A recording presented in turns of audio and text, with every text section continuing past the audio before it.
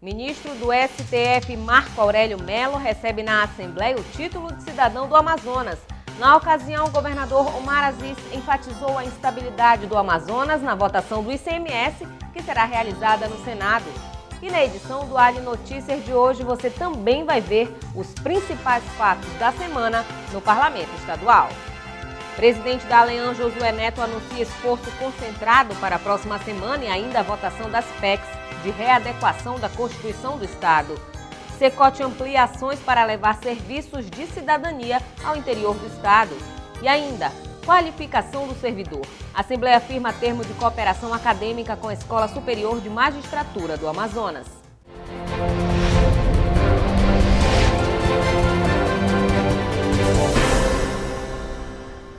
O ministro do Supremo Tribunal Federal, Marco Aurélio Mello, foi homenageado nesta sexta-feira na Assembleia Legislativa. Ele recebeu o título de cidadão do Amazonas.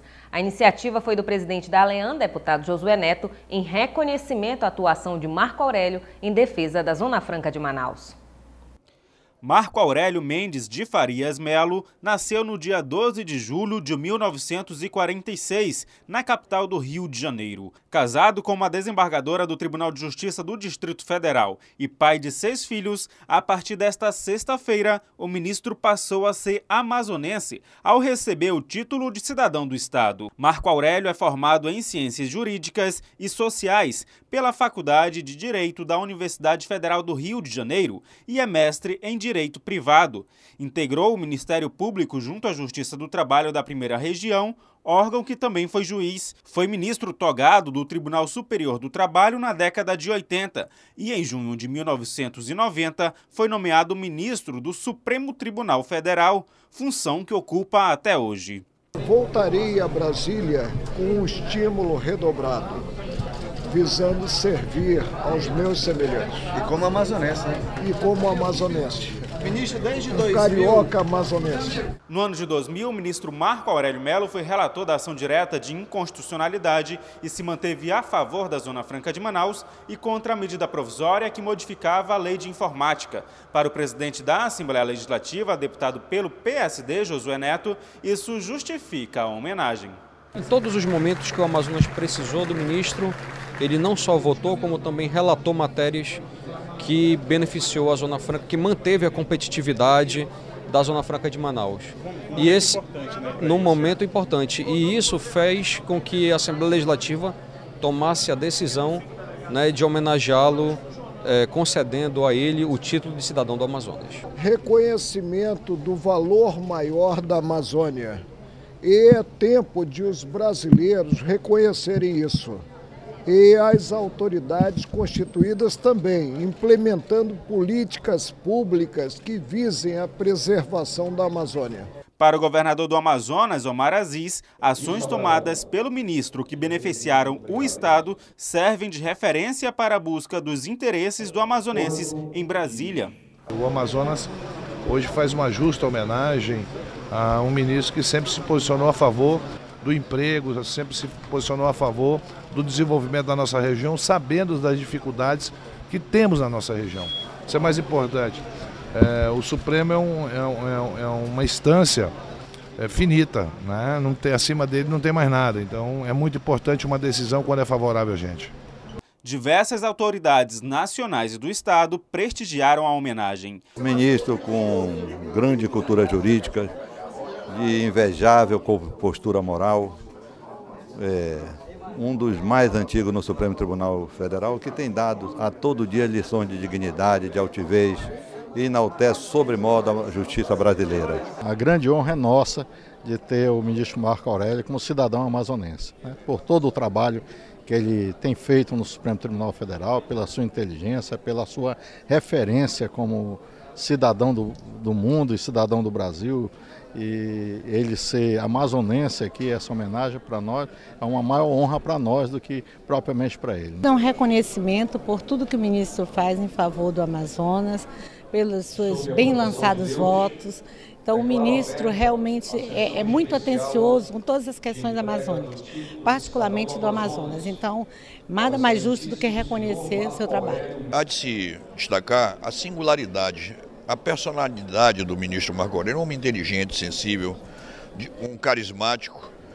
Isso que a Assembleia faz hoje, vamos admitir, é um reconhecimento e gratidão.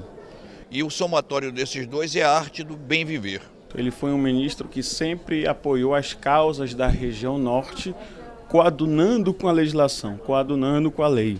É um ministro generoso, um ministro muito competente, que tem convicções e princípios próprios, não se deixa levar pela maioria, não se deixa levar pela opinião pública. O ministro Marco Aurélio tem se destacado não só como um ministro de alta qualificação técnica, culturalmente citando, um homem que tem se projetado na Suprema Corte pelas suas posições firmes, convincentes, e em relação ao Amazonas, sempre que o Amazonas esperou dele uma decisão justa, ele sempre a concedeu. Nas questões da Zona Franca, nas questões outras que dizem respeito ao nosso Estado, o ministro Marco Aurélio faz por merecer essa outorga, porque ele tem sido realmente não só um amazonense, mas tem sido um amazônida em todos os momentos em que se requer a sua atuação. Toda vez que uma matéria vai ao exame do Supremo, a gente vê a postura clara, convicta e muito bem embasada juridicamente do ministro Marco Aurélio em favor daquilo que a Constituição instituiu, mas que muitas vezes outros estados, outros interesses tentam deturpar e tentam atrapalhar. O título de cidadão do Amazonas é uma honraria concedida em reconhecimento à relevante atuação do ministro pelo Estado. A homenagem é concedida àqueles que se dedicaram ao desenvolvimento do Amazonas, mas são naturais de outros estados. E durante a vinda do ministro a Manaus, o governador Omar Aziz falou da preocupação em manter a alíquota de ICMS em 12% para a Zona Franca. Durante votação no plenário do Senado, o Amazonas pode não ter a maioria dos votos. Nós temos um passo importante. A Comissão de Assuntos Econômicos ela votou a excepcionalidade e as garantias de competitividade nossa. Só que é um passo, o outro é lá no Congresso, dentro do Senado, dentro do plenário, onde são 81 senadores. Mas as coisas, pelo andar da carruagem, pelas conversas que eu estou tendo, pode ser revisto algumas coisas. Isso nos preocupa bastante.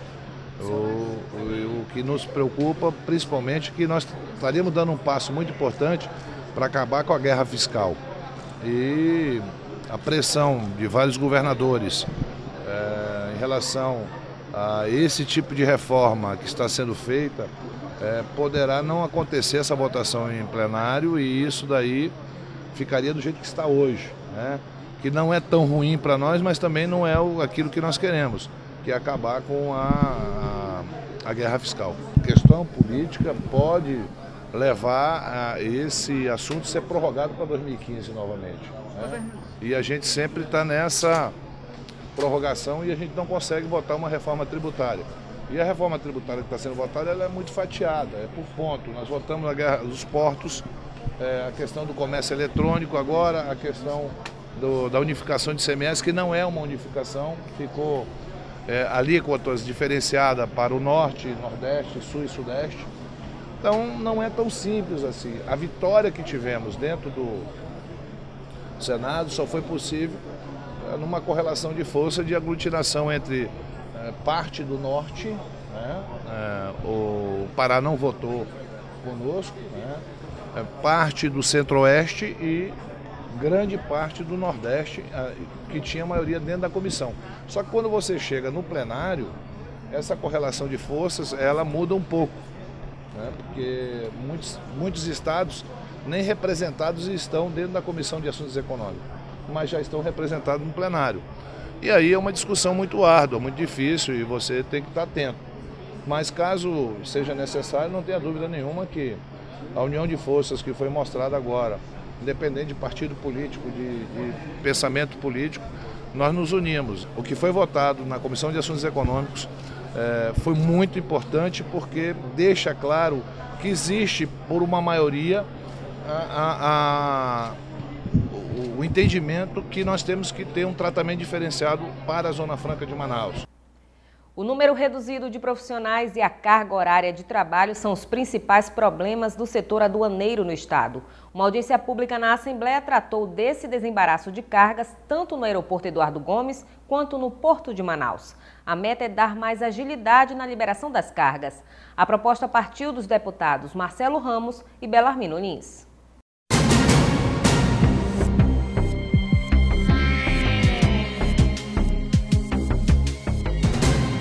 O Brasil tem aproximadamente 16,8 mil quilômetros de fronteiras terrestres cortadas por rios.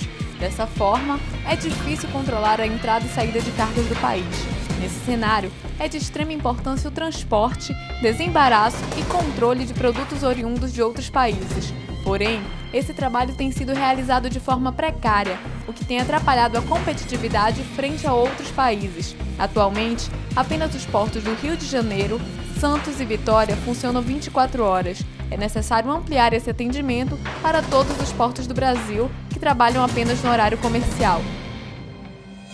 Apesar da decisão do governo ser acertada, essa fase experimental é necessário que os órgãos que funcionam na aduana, eles incorporem essa filosofia. O que nós sentimos, principalmente do nosso órgão Receita Federal, é a falta de envolvimento com a decisão do governo em aderir a essa campanha. A necessidade é para que o país tenha competitividade de competir de forma igualitária com os demais países do mundo, onde toda a aduana funciona 24 horas. Todo o comércio internacional funciona 24 horas. Não existe meia-verdade, não existe meia fiscalização, não pode existir meia aduana. O controle aduaneiro no Amazonas é feito por apenas 30 servidores e a Receita Federal dispõe de 8 unidades na fronteira para cobrir toda a região norte, o que equivale a uma área de mais de 5 mil quilômetros de fronteira. Esse número corresponde a 30% do efetivo considerado ideal, não atende às demandas locais, deixando o país na contramão do desenvolvimento. Um dos graves problemas da indústria e do comércio no Amazonas é a demora no desembaraço nos portos e aeroportos de Manaus. Para você ter uma ideia, o aeroporto de Manaus desembaraça um produto em média em 175 horas. O aeroporto de Xangai, na China, desembaraça em 4 horas. Portanto, isso causa um atraso na chegada dos produtos, obriga ao pagamento de armazenagem, o que encarece o produto. Então, atrapalha a produção e encarece o produto para o consumidor final. Nós estamos atrapalhando o desenvolvimento, nós estamos com o freio de mão puxado. Precisamos soltar o freio de mão para que a nossa economia possa ser mais ágil. A alfândega controla as mercadorias que transitam pelo comércio internacional, sejam elas importadas ou as que saem da Zona Franca para o restante do território brasileiro. Por isso, a ampliação do horário de trabalho é uma necessidade, não só no estado, mas em todo o país. A importância da aduana é incontestável no sentido de ser aquela que preza pela segurança pública, pela defesa da sociedade, pelo combate a ilícitos aduaneiros, inclusive tem um viés na saúde pública quando combate a entrada de bens que possam ser nocivos à saúde, também em relação a evitar crimes como a lavagem de dinheiro, o tráfico de drogas, o tráfico de armas. Então, a atuação da Receita Federal, resumidamente, é em defesa da sociedade.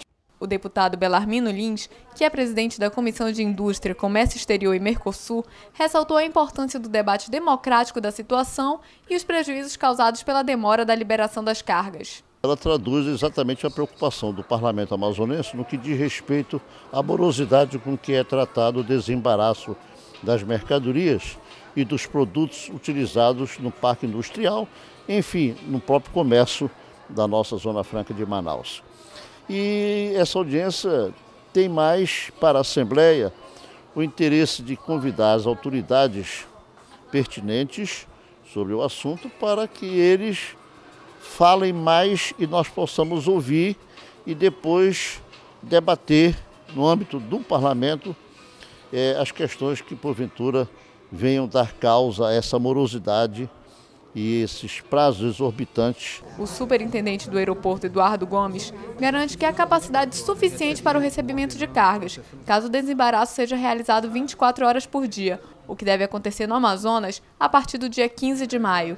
O terminal de carga, os 3 terminais, ele já funciona 24 horas. Então, toda a operação de recebimento, armazenagem e o controle da carga já ocorre 24 horas. E a liberação, a entrega mesmo após a liberação da Receita Federal, ele funciona hoje até meia-noite. Então, com essa nova modalidade, com essa nova oportunidade, nós vamos já estar a partir do dia 15 operando também a entrega da carga também por 24 horas. A Receita Federal tem atualmente 31 unidades e o Amazonas pertence à 2ª região fiscal, que também abrange os estados do Acre, Amapá, Rondônia e Roraima. A falta de médicos nos municípios do país é uma realidade que afeta diretamente milhares de pessoas. No Amazonas, manter o profissional da área de saúde no interior é um desafio a ser vencido pelo poder público. Na tentativa de solucionar a questão, o governo federal decidiu convocar médicos cubanos para atuar no Brasil. No quadro Opinião Parlamentar de hoje, os deputados Marcelo Ramos e Conceição Sampaio falam de prós e contras na contratação desses profissionais. Mas antes, confira a matéria que trata do assunto. A medicina de Cuba é conhecida como uma das melhores do mundo. Já o Brasil sofre sérias dificuldades com a falta de profissionais, principalmente nas regiões mais interioranas. Para minimizar o problema, os governos do Brasil e de Cuba negociam a transferência de 6.000 médicos do país caribenho. O objetivo é justamente abastecer de profissionais as regiões mais carentes do Brasil.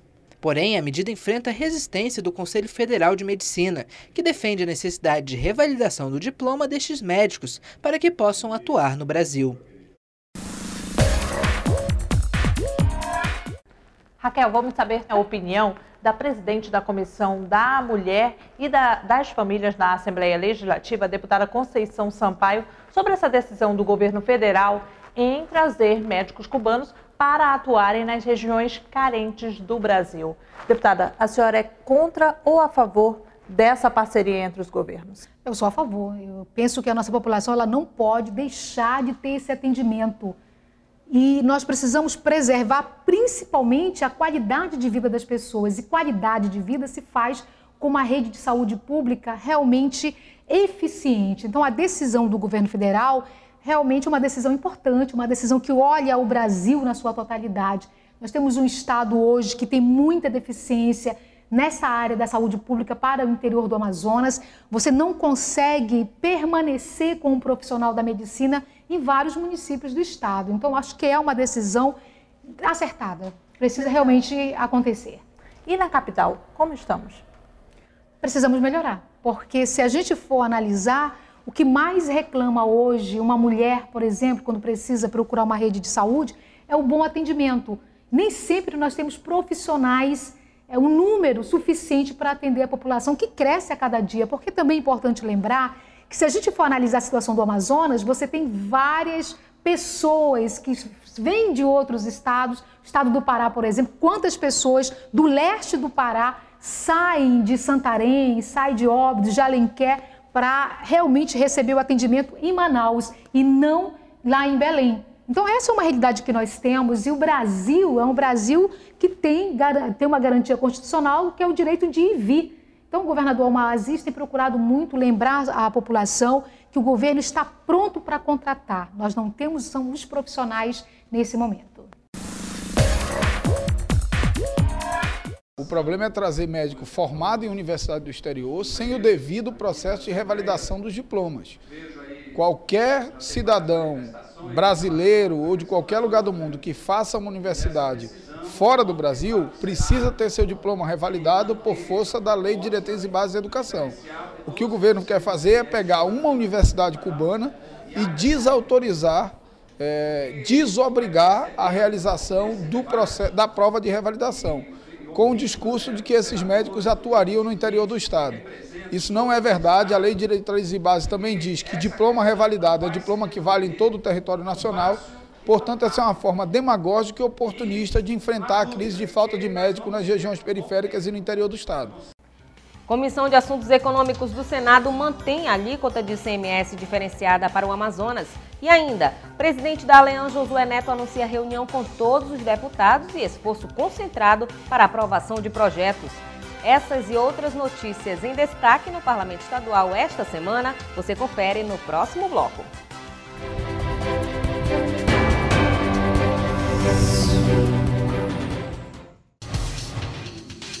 Quer saber mais sobre o que está acontecendo na Assembleia Legislativa?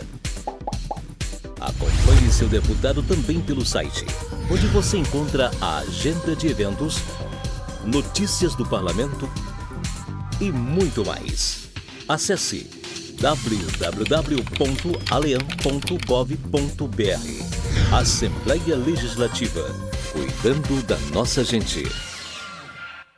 Em casa, no carro ou no trabalho, você também pode acompanhar as atividades da Assembleia Legislativa através da Rádio Ali.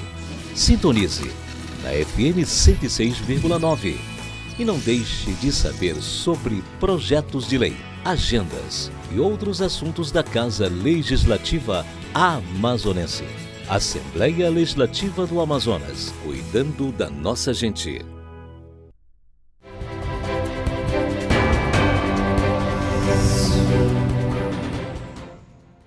Com mais de 2 horas de debates, a Comissão de Assuntos Econômicos do Senado decidiu esta semana manter a alíquota de ICMS diferenciada de 12% para a Zona Franca de Manaus.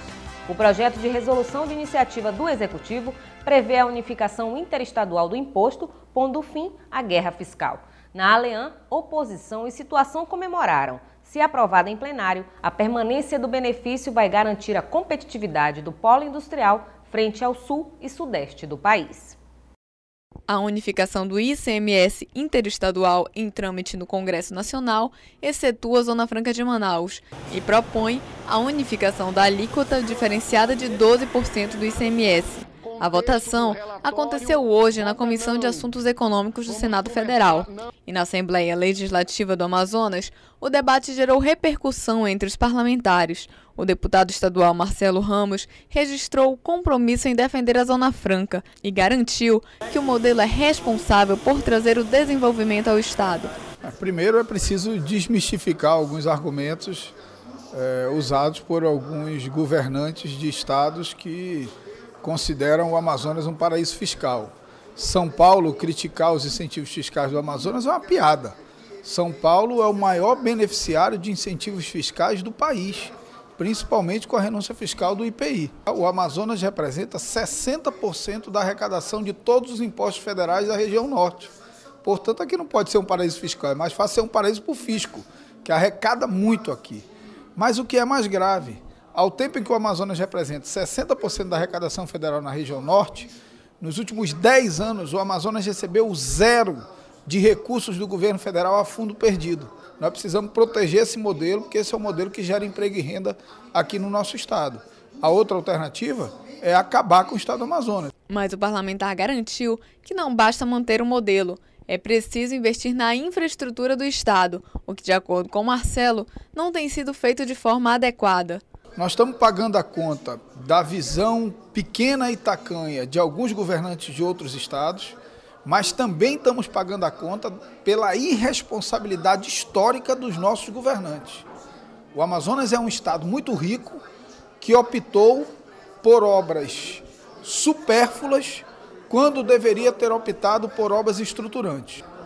Essa riqueza gerada pela Zona Franca, que deveria ter estimulado a criação de uma infraestrutura logística que nos possibilitasse competir, mesmo com a redução dos incentivos fiscais, ela não foi feita. A proposta do senador Eduardo Suplicy, que previa a redução da alíquota do Amazonas de 12% para 7%, foi rejeitada na Comissão de Assuntos Econômicos por 16 votos a 9 e deve seguir para votação no plenário, em regime de urgência. O deputado Chico Preto aproveitou a ocasião para garantir que o modelo está sendo defendido adequadamente pelo governo do Amazonas e mostrou-se satisfeito com a rejeição do destaque proposto por Suplicy. Além disso, garantiu que o Estado tem investido os benefícios da Zona Franca adequadamente, mas que ainda é necessário atenção nas questões de competência da União, como portos e telecomunicações, que possibilitam o desenvolvimento da região. Esses recursos do Polo Industrial de Manaus têm sido, sim, investidos de forma responsável, na minha opinião, no aperfeiçoamento de políticas públicas, da infraestrutura, que é a competência do Estado. Mas existe uma parte dessa infraestrutura, por exemplo, portos e aeroportos, competência exclusiva da União. A própria questão de telecomunicação, isso é responsabilidade da União. Então, é bom que nós possamos diferenciar aquilo que é responsabilidade do governo do Estado e aquilo que é responsabilidade no campo da infraestrutura da União.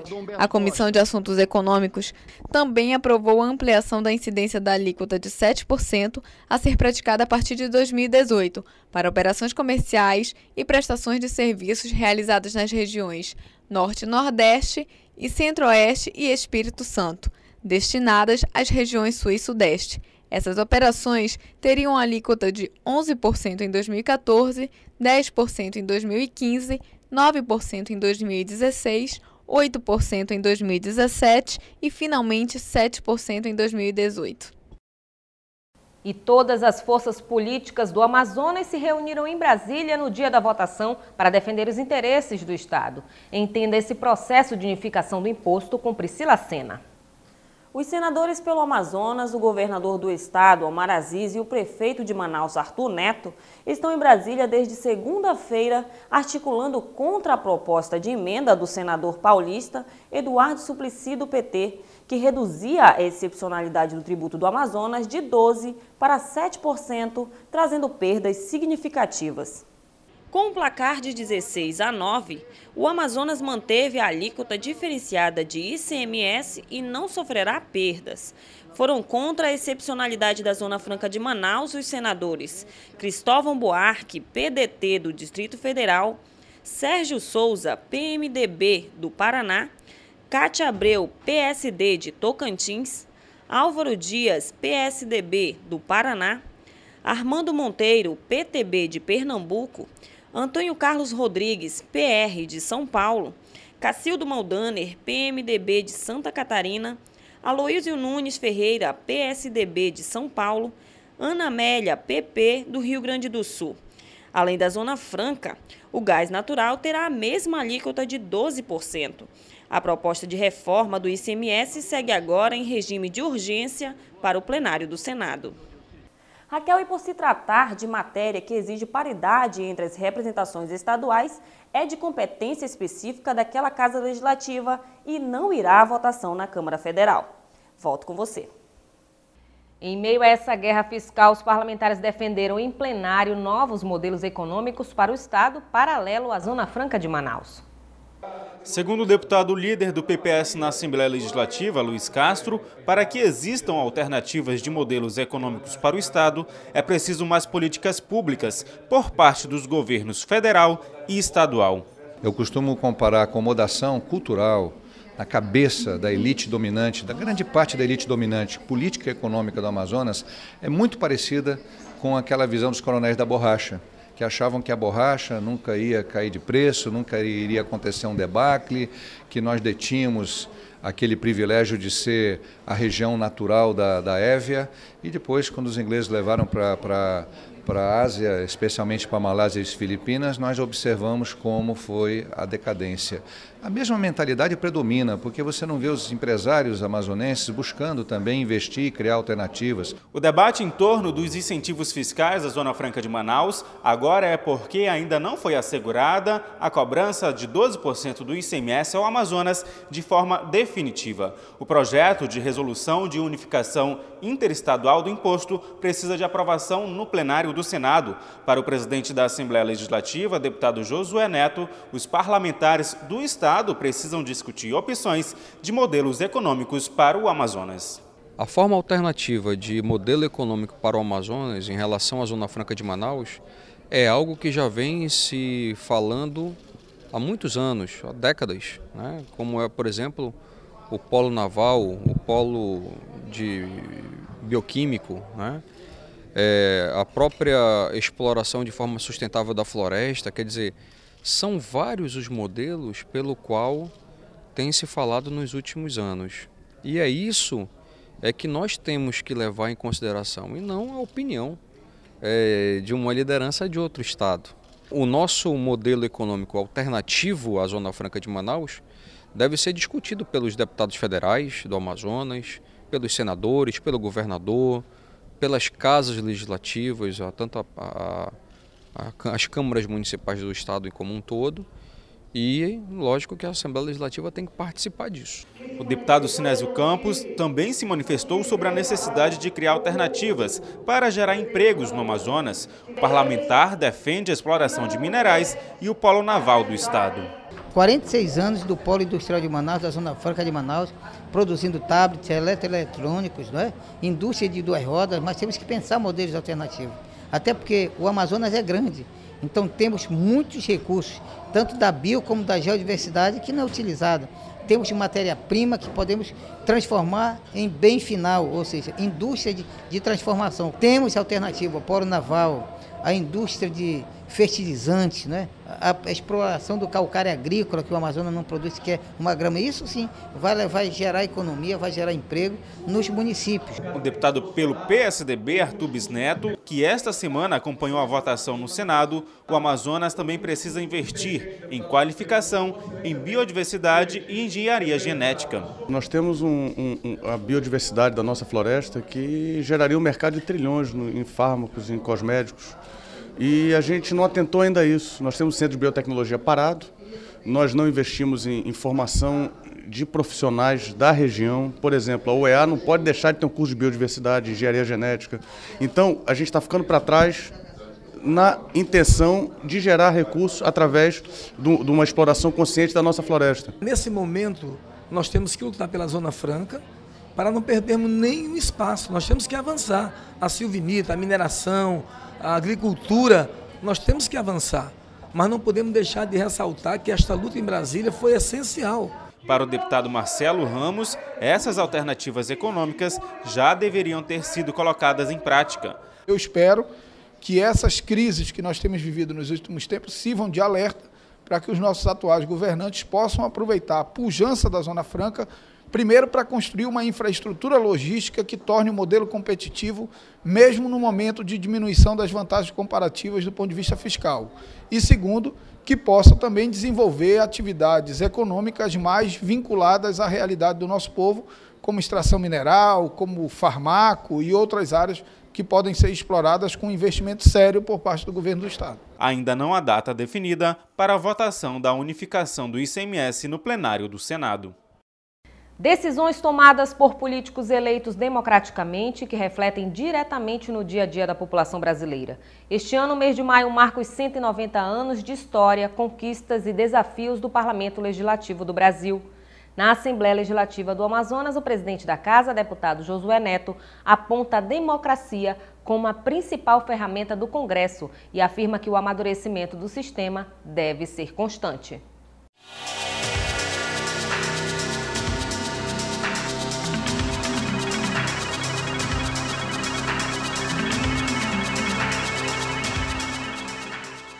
A Assembleia Geral, Constituinte e Legislativa do Império do Brasil foi instalada no dia 3 de maio de 1823.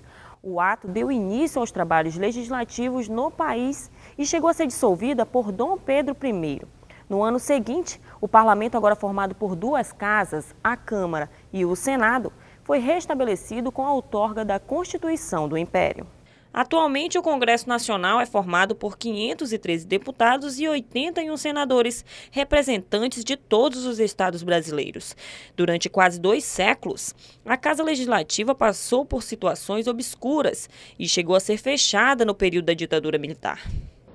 Além dos anos de fechamento total do parlamento durante a ditadura que imperou no país de 1937 a 45, temos ainda a lembrança dos atos institucionais de 1966, quando o regime militar fechou o Congresso, cassou mandatos parlamentares, censurou os meios de comunicação e eliminou partidos políticos. Podemos afirmar que seguramente nunca vivemos um período de democracia tão pleno quanto agora, e o ambiente do parlamento é o melhor espelho disso. Basta uma rápida passagem pelos corredores da Câmara dos Deputados, do Senado Federal, para sentir que o Congresso Nacional tornou-se realmente, como deveria ser e é, e continuará a ser, a casa do povo brasileiro. Para a deputada Conceição Sampaio, o debate das decisões feitas pelo Congresso precisam ser fortalecidas junto à população. Existem críticas também em relação ao poder legislativo, mas o próprio parlamentar, ele é alguém da sociedade. Então, na hora que a gente melhora essa discussão com a sociedade, portanto, a gente melhora também aqueles que estão representando o povo de qualquer estado. Para o presidente da Assembleia Legislativa, deputado Josué Neto, a democracia precisa ser renovada constantemente. E o Congresso, nesses 190 anos, já passou por altos e baixos. Mas eu acredito que nós já vivemos numa democracia solidificada, ainda não amadurecida, estamos caminhando para isso, principalmente com o apoio de outras instituições, né? Não os poderes, mas como, por exemplo, os tribunais de justiça, o Ministério Público, né? São instituições que trabalham em conjunto com o Poder Legislativo, e aqui eu já falo em Poder Legislativo, no sentido de estar mais próximo da população para entender quais são os problemas e para tentar resolver esses problemas, diminuindo essas necessidades. Uma homenagem solene foi feita no Congresso para comemorar a data. O projeto piloto Assembleia Cidadã Caravana de Inclusão Social, criado pelo Centro de Cooperação Técnica do Interior da Assembleia Legislativa, quer levar serviços de cidadania aos municípios do Amazonas. O trabalho será realizado em parceria com órgãos estaduais. A instalação do programa surgiu do pleito dos próprios moradores durante as visitas da equipe do Secote nas cidades.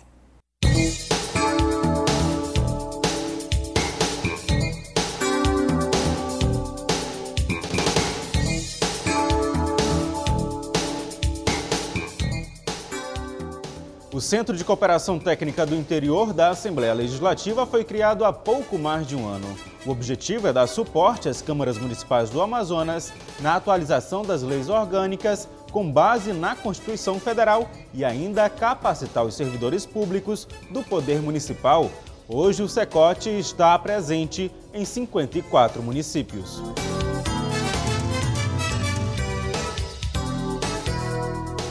Agora, o Centro de Cooperação dá mais um passo importante de ajuda aos municípios. Foi apresentado o projeto piloto Assembleia Cidadã Caravana de Inclusão Social aos órgãos do Estado que devem fazer parceria com o Secote, como a Ouvidoria Geral, o Pronto Atendimento ao Cidadão, a Defensoria Pública, Câmaras Municipais, Tribunal de Contas e o Instituto Nacional de Seguro Social, o INSS. O programa quer levar ao interior os serviços básicos oferecidos por esses órgãos. Segundo o gerente executivo do INSS, os mesmos trabalhos de uma agência podem ser levados a quem mora fora de Manaus. O Instituto já tem parceria com o governo do estado.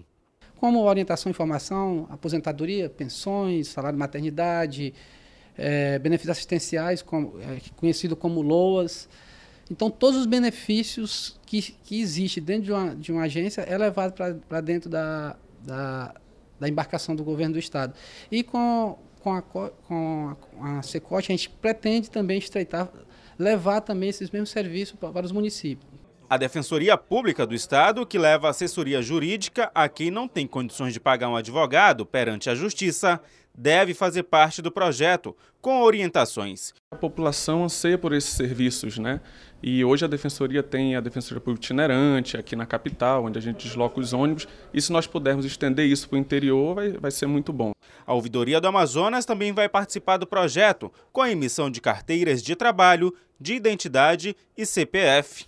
É importante que se faça esse trabalho no interior. É importante que os cidadãos que moram nos diversos municípios do estado tenham acesso a um canal de comunicação para que eles possam fazer suas reivindicações, seus elogios, suas críticas e o estado possa corrigir aquelas ações que porventura não estejam sendo feitas corretamente.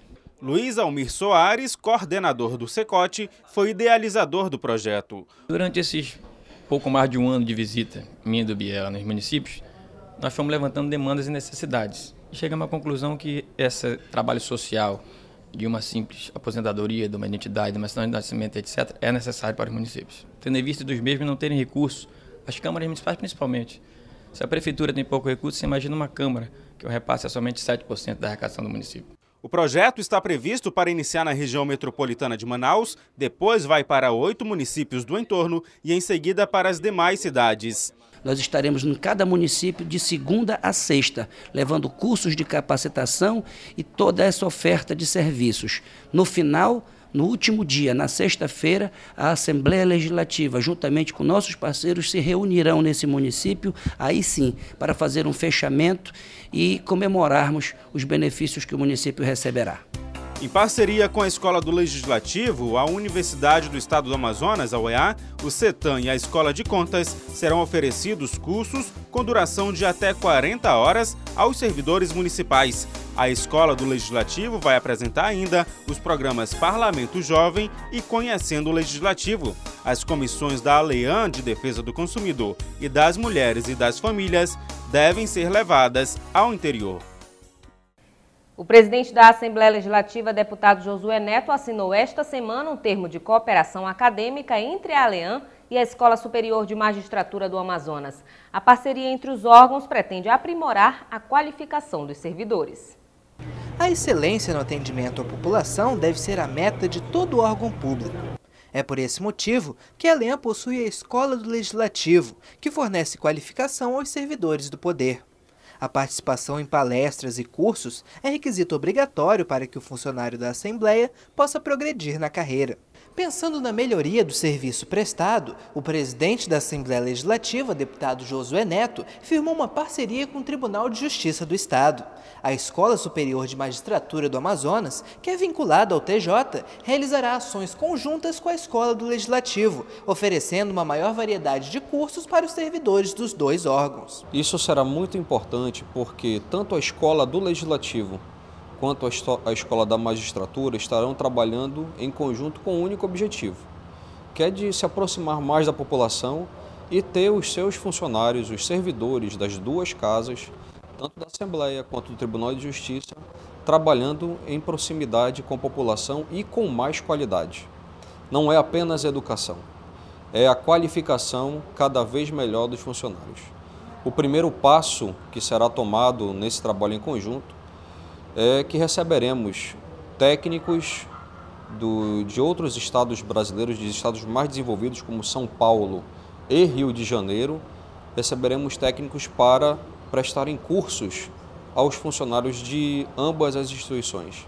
O termo de cooperação acadêmica entre a ALEAN e a ESMAN promove a integração institucional e o desenvolvimento conjunto de atividades acadêmicas de interesse comum, como fóruns, seminários, cursos e debates, visando o fortalecimento da pesquisa jurídica no Estado. E o parlamentar também anunciou para a próxima terça-feira uma reunião com todos os deputados. Um dos assuntos é a votação das PECs de readequação da Constituição do Estado. Mais um esforço concentrado para a votação de projetos também será realizado na semana que vem.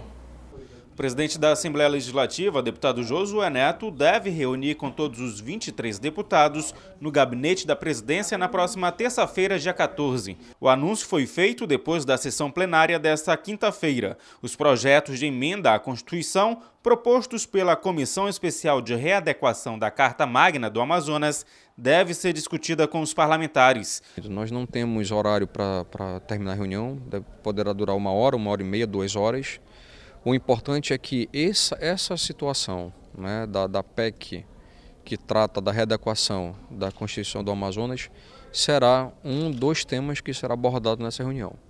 Nós não vamos sair da reunião com qualquer dúvida, nós vamos sair dessa reunião com todos os assuntos discutidos e sair com o encaminhamento a serem seguidos. A deputada pelo PP, Conceição Sampaio, é a presidente da comissão especial. O prazo final para que a Constituição seja entregue atualizada é em outubro. A parlamentar deve entregar até a semana que vem as 3 PECs para a votação em plenário. Nós estamos já concluindo todo esse trabalho. Até a semana que vem a gente espera entregar todas as 3 PECs e aí começa o trabalho. Na verdade já começou o trabalho porque nós já apresentamos a primeira PEC para a mesa diretora, a mesa já encaminhou a CCJ. Eu tive uma conversa, como também o relator, o deputado Orlando Cidade, com o presidente da CCJ, deputado Davi Almeida, justamente para que nós possamos ter um pouco de celeridade nessa aprovação, porque nós precisamos encerrar essa fase para começar a segunda fase dessa comissão, que é justamente as alterações da Constituição. Josué Neto anunciou também que na terça-feira, depois da reunião com os parlamentares, a pauta será invertida para a votação do maior número possível de projetos. No início desse mandato como presidente, nos disponibilizamos a extinguir a pauta até o mês de junho, né? Então, nós temos aí ainda 2 meses e eu tenho certeza que antes do mês de junho nós vamos extinguir essa pauta.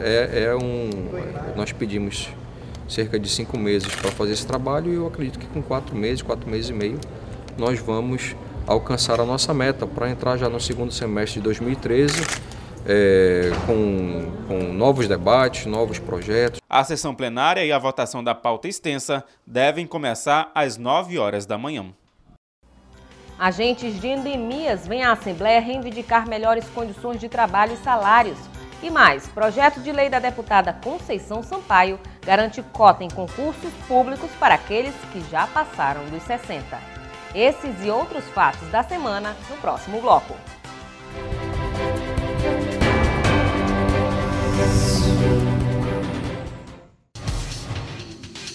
Quer saber mais sobre o que está acontecendo na Assembleia Legislativa? Acompanhe seu deputado também pelo site, onde você encontra a agenda de eventos, notícias do parlamento e muito mais. Acesse www.aleam.gov.br. Assembleia Legislativa, cuidando da nossa gente.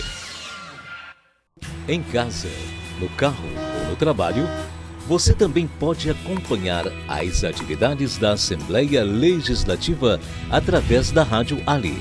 Sintonize na FM 106,9 e não deixe de saber sobre projetos de lei, agendas e outros assuntos da Casa Legislativa Amazonense.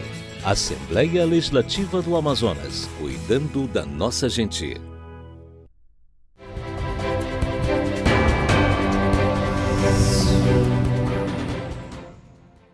Agentes de endemias efetivos e ainda aqueles que atuam em contratos temporários realizaram uma manifestação na Assembleia Legislativa do Estado.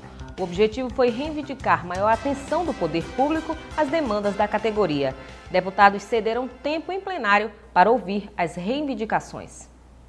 Aproximadamente 300 agentes de endemias do governo do Estado compareceram à Assembleia Legislativa. Os servidores efetivos pedem reajuste do valor da hora trabalhada. Em mensagem governamental aprovada pela Casa, a jornada dos agentes foi ampliada de 6 para 8 horas diárias. Mas o valor remuneratório foi reduzido de R$ 3,12 para R$ 2,34. Já os RDAs, com mais de 5 anos de serviço, pedem efetivação ou que seja realizado um novo concurso.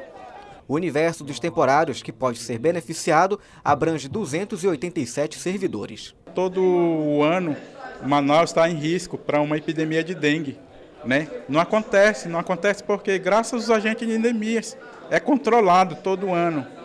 E qual é o impacto que gera isso para o orçamento do governo, que não dá uma gratificação, que não retribui, sei lá, para tentar motivar mais o agente de endemias, né? Ela faz ao contrário. A categoria vem sofrendo um descaso e uma perda salarial, porque os agentes estão trabalhando 8 horas diárias e recebendo por 6 horas. Então, o nosso contra-cheque estava vindo 180 horas, quando na verdade o agente de endemias trabalhava 240 mensal. Trabalhamos no mesmo cargo horário que eles, recebemos menos, nós não temos benefício nenhum, só trabalha e recebe aquele dinheiro de R$ 800. O deputado Tony Medeiros se solidarizou com a categoria. O parlamentar afirmou que é filho de um ex-agente de endemias e conhece de perto os problemas enfrentados.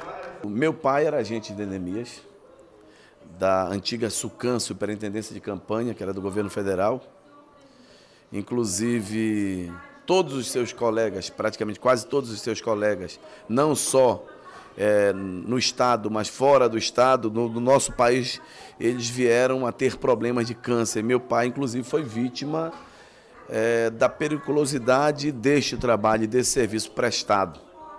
Então, eu quero me juntar a esta causa, até porque nós vivemos um momento diferente no nosso Estado. o governador do estado do Amazonas já sentou e conversou com todas as categorias desse estado. Vejo que a reivindicação deles é justa e é justamente que num processo de articulação vamos conversar com o governador, avançar na causa e, se Deus quiser, resolvê-la no mínimo espaço de tempo possível. Para o deputado Marcelo Ramos, é necessário um estudo imediato de um plano de carreira para os agentes. É preciso oferecer a esses trabalhadores uma solução estruturante, que ela passa por 3 coisas, na minha opinião. A primeira, a regularização funcional daqueles que entraram sem concurso público e que a Constituição autoriza a serem efetivados. Segundo, o cumprimento do que é a essência desse programa, que é o cidadão exercer a sua atividade nas proximidades do seu local de moradia.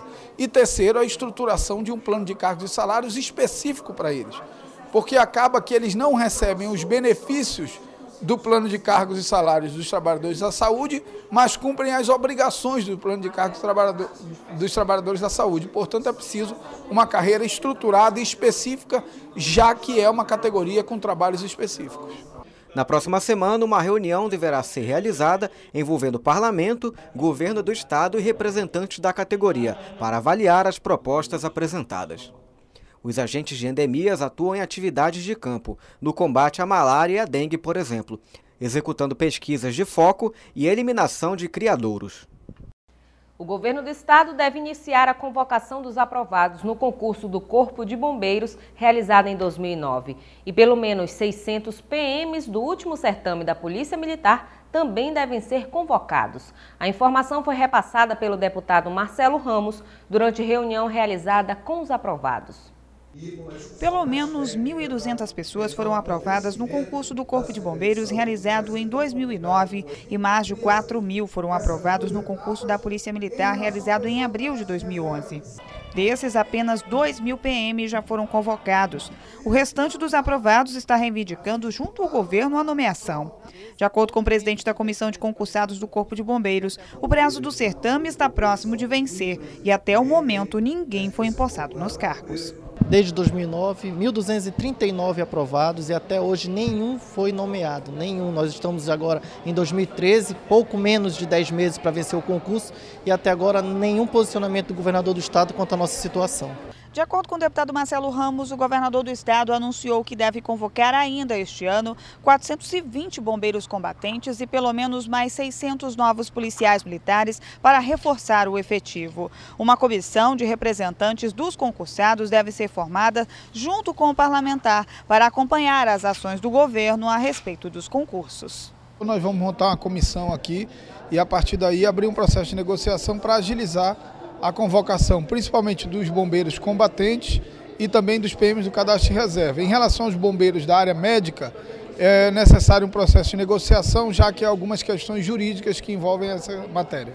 Uma reunião realizada em parceria com o deputado Marcelo Ramos e o deputado Luiz Castro, com os aprovados nos concursos, foi realizada na Assembleia Legislativa do Estado para buscar alternativas e propostas que devem ser apresentadas ao governador Omar Aziz. A gente já teve vários eventos com os bombeiros, mas não com os policiais militares, é de unificar essas duas frentes de reivindicação para sensibilizar o governo do estado a apressar, a agilizar o chamamento dos bombeiros e dos policiais militares. Isso vai ser muito bom para a sociedade. Apesar do anúncio da convocação, Ramos explicou que a data ainda deve ser definida mediante conversa e reunião realizada com o governo. A expectativa de vida do brasileiro está em constante crescimento. Até o ano de 2020, a população com mais de 60 anos deve chegar a 30 milhões no país, de acordo com o IBGE. Atenta a essa realidade e ao alcance social da matéria, a presidente da Comissão dos Idosos da ALEAN, deputada Conceição Sampaio, apresentou um projeto de lei que garante cota de 5% em concursos públicos para aqueles que já passaram dos 60. Hoje, o número de idosos em nível mundial já é marca registrada na história. A maioria está concentrada no continente europeu, que em 1995 já superava os 500 milhões. No Brasil, A medicina preventiva e os programas voltados para a qualidade de vida contribuíram significativamente para o aumento da expectativa de vida das pessoas com idade igual ou superior a 60 anos de idade. Hoje, a idade média de um brasileiro é de 68 anos de idade, 2 anos a mais do que na década de 90. De acordo com dados do IBGE, em 2020, essa média pode chegar a 70 anos. Por conta disso, estima-se que em 2023, a quantidade de idosos supere a de jovens de 15 anos. Esses dados podem ser analisados no censo do ano de 2000 e 2010. De acordo com a pesquisa, em 2000, a população idosa era de 14,5 milhões. Já na apuração de 2010, esse número chegou a mais de 20 milhões. A estimativa é que em 2020, esta quantidade alcance os 30 milhões de idosos no país.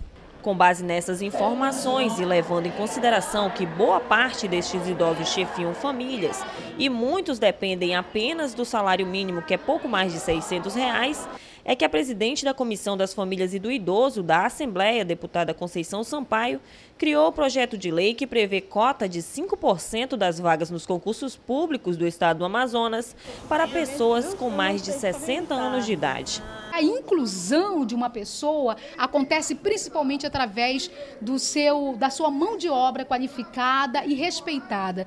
Então, eu entendo que essa reserva dentro de um concurso público é justamente lembrando que o Brasil está envelhecendo, mas ele pode envelhecer com produção e com qualidade de vida. O projeto está em conformidade com o artigo 230 da Constituição Federal, que determina, entre outros objetivos, que a família, sociedade e Estado têm o dever de amparar os idosos.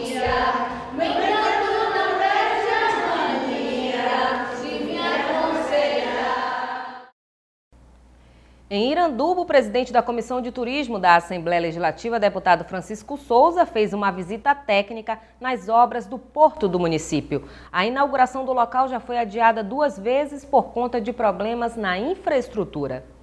As obras de construção do terminal hidroviário do município de Iranduba, situado a 27 quilômetros de Manaus em linha reta, foram iniciados em 2010 e até o momento não foram concluídas. O projeto inicial previa a construção de uma instalação portuária pública de pequeno porte no município, a construção de um terminal de passageiros e guarita, cais flutuante, ponte de acesso e câmara frigorífica, além de serviços de contenção, aterro, drenagem, terraplanagem e pavimentação da área. No total, já foram investidos mais de 20 milhões de reais na construção do Porto de Iranduba. A obra faz parte de um convênio feito entre Governo do Estado e Departamento de Infraestrutura de Transporte, o DENIT. As obras estão atrasadas e paradas desde 2011 por conta de problemas na infraestrutura do porto. A balsa utilizada como a parte flutuante do terminal afundou no início deste ano. A estrutura metálica precisou ser içada e retirada da área para a manutenção. A balsa que dá o suporte de transporte, de carga, apodreceu. A obra tem falhas na sua concepção. Por quê? O porto foi mal planejado. O presidente da Comissão de Turismo da Assembleia Legislativa do Estado, deputado Francisco Souza, visitou o local. O parlamentar afirmou que o projeto foi construído sem avaliar as peculiaridades da região e do Rio Solimões. Segundo ele, a Secretaria de Infraestrutura do Estado solicitou alteração no projeto, mas o DENIT se recusou a fazer a mudança. O DENIT exigiu que fosse cumprido o projeto básico e o projeto executivo e não permitiu nenhuma alteração. A CEINFRA, por conta própria, visando segurança e viabilidade do projeto, aumentou a cota da balsa em 85 centímetros e foram punidos dentro do convênio. As obras deveriam ter sido entregues em dezembro do ano passado, mas a previsão agora é somente para agosto deste ano. Souza explicou que com o término da construção, a economia local deve avançar, principalmente o comércio e turismo local. Conhecido como o arquiteto da floresta, Severiano Mário Porto marcou no passado diversas estruturas da cidade, já apostando na sustentabilidade. O trabalho do arquiteto foi reconhecido na Assembleia Legislativa. Severiano recebeu a medalha Rui Araújo por iniciativa dos deputados Marcelo Ramos e e Luiz Castro. No ato, ele foi representado pela neta. Severiano Mário Porto nasceu em Uberlândia no ano de 1928. Formou-se em arquitetura pela Universidade do Brasil, no Rio de Janeiro, e ficou conhecido como arquiteto da floresta, ou arquiteto da Amazônia.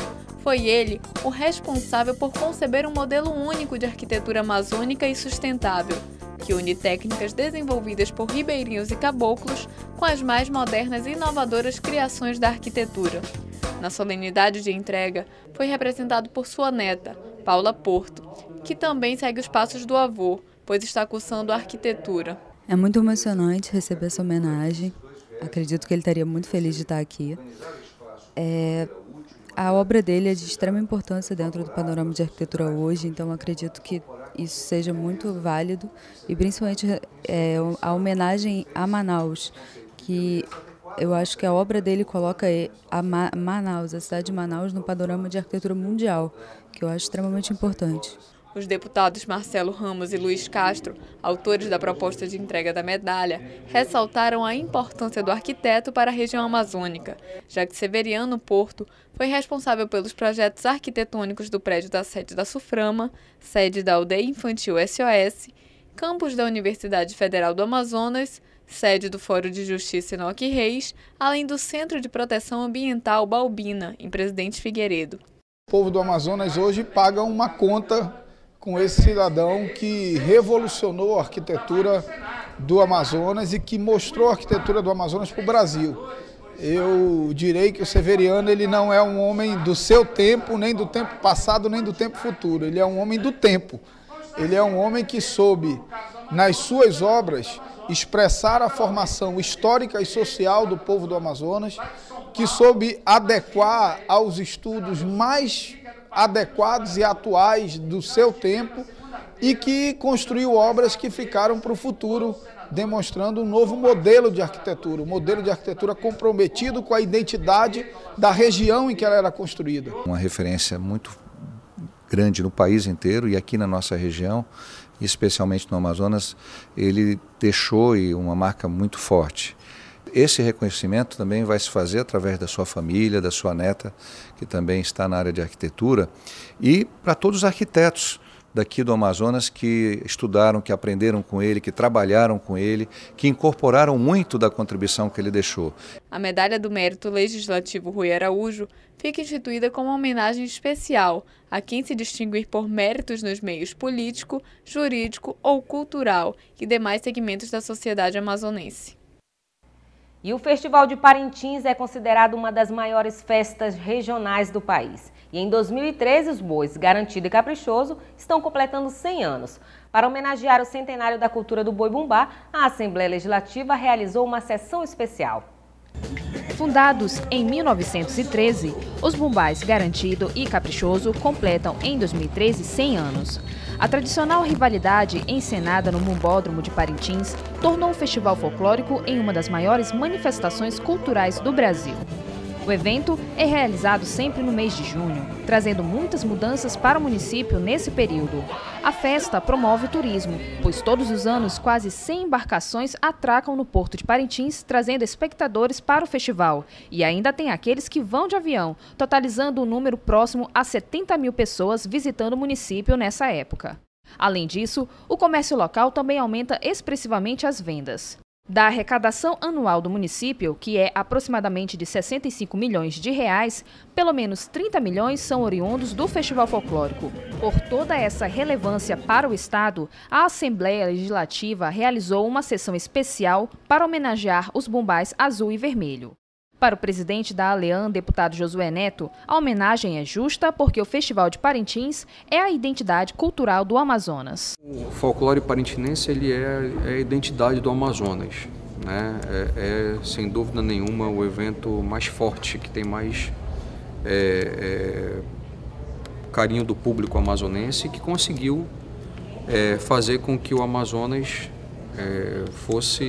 seja conhecido nos demais estados do norte, também do sul e sudeste, como a toada, né, o boi-bumbá, seja a identidade musical e cultural e folclórica do nosso estado.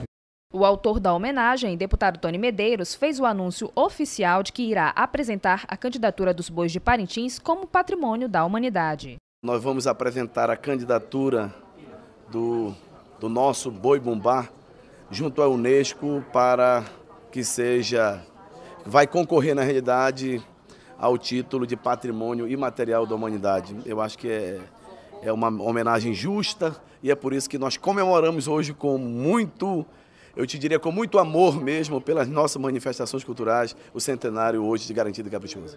O presidente do movimento Amigos do Garantido, Rivaldo Pereira, disse que a homenagem na Alean ressalta o compromisso do Parlamento Estadual com a promoção da cultura no Estado. Para a Nação Vermelha e Branca, sem dúvida nenhuma, participar dessa grande homenagem e ver que autoridades como o deputado Tony Medeiros e muitos outros sabem que tem um compromisso com essa cultura.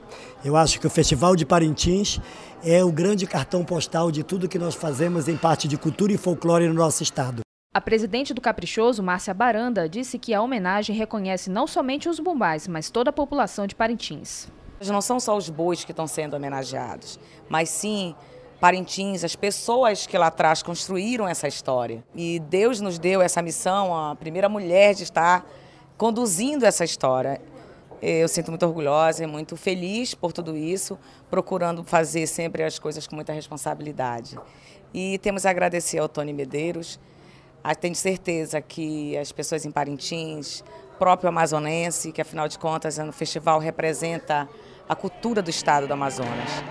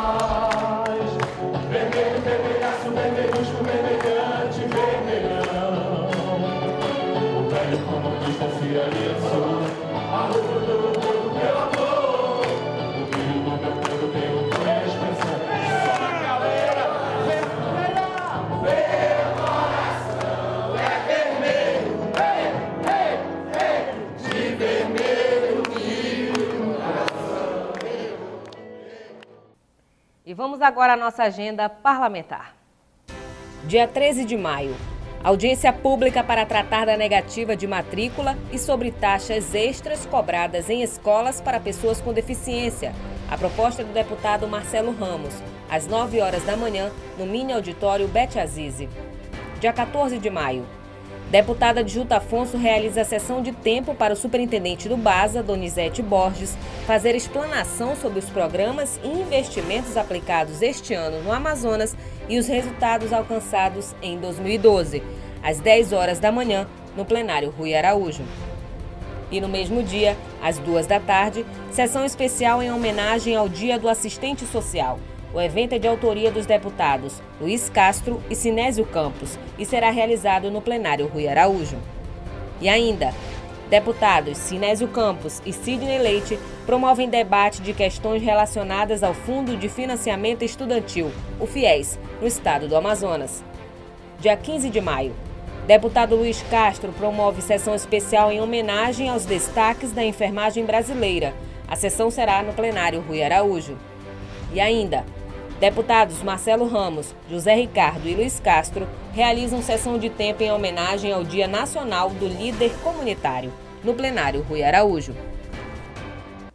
E nós ficamos por aqui. Para sugestões de reportagem, tvalean@alean.gov.br.